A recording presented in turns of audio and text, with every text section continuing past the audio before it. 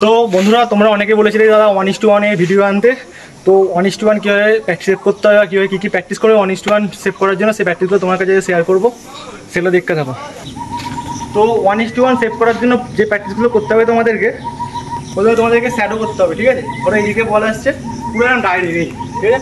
বলটা একটু ঝুঁকিয়ে নেবে আর পাটা এরকম থাকবে, এমন গ্যাপটা রাখবে পা যেন এই গ্যাপটা যেন বল না গলে, আর পুরো বডি এরকম ঝুঁকিয়ে দেবে। এরকমভাবে ঝুঁকিয়ে দিলে কী হবে, বলটা লেগে সামনের দিকে যাবে। আর যদি এইভাবে করো মানে বল লেগে গোলে চলে যেতে পারে। তো এই শ্যাডোটা করে প্রত্যেক দিন এই দাঁড়াবে, এদিকে বল আসছে, ঠিক আছে? এটা 5টা, এদিকে 5টা, বাঁদিকে 5টা, ডানদিকে 5টা করবে। এটা করতে করতে তোমাদের চলে আসবে পায়ে স্টেপিংটা। এটা নিয়েছো, এদিকে বল এলো, এই একদম হাতটা দেখো, বল এখানে আছে। তো এটা করবে, তারপরে করবে হচ্ছে একটা বল বলটা একটু দূরে বসিয়ে রাখবে। এটা চেষ্টা করবে একটু বস্তা মাঠে করো। দাঁড়িয়ে আছো, পা থেকে প্লেয়ারটা স্ট্রাইকারের বল বেরিয়ে গেছে, এই ঝাপাবে।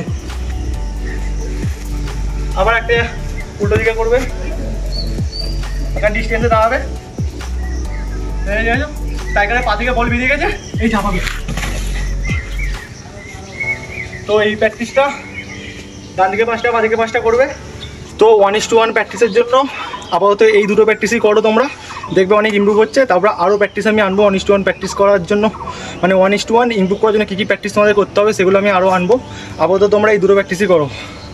চলো দেখা হচ্ছে পরের ভিডিওতে, টাটা। বারে বারে যদি বলিস ক্যামেরার সামনে দেখবি উল্টো